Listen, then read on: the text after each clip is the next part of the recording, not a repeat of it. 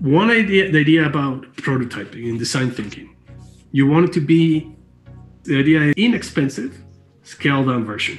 That's it, right? So you can do it by paper. You can do it by, if you're really fast with computers, that too. One thing that I do recommend, doing it by paper allows you to be more creative.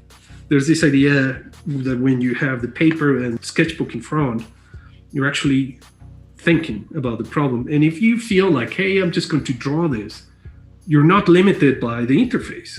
You're not limited by the tool. As soon as you're dealing with a computer in front of you, your mind switches into production. Like, oh, I'm going to click this. Like, we become sequential. Click this, right click, drag, align. And then you're just thinking about other things rather than solutioning. So if you want to do it in Figma, that's fine. It's a good way to practice. But if you want to do it by paper, I also encourage that. Like, yeah, see how far you can. Now, there's probably a bunch of solutions that you have there. I'd like you to pick one, just one. If you want to test by paper and then jump to Figma, go for it.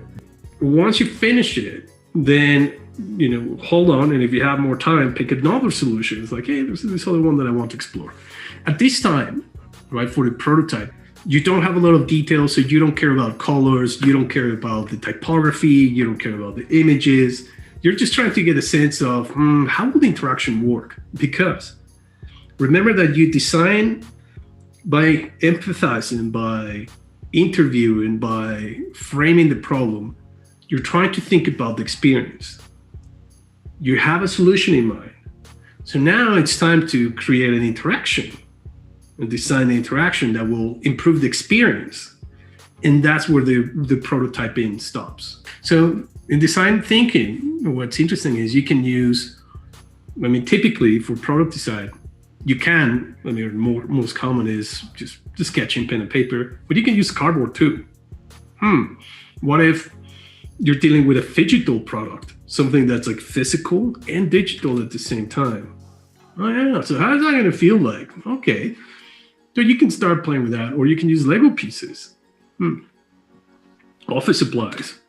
And you can also use rapid prototyping tools. So this is when tools like Figma are extremely useful, because you can quickly come up with something and then share it with someone and test it.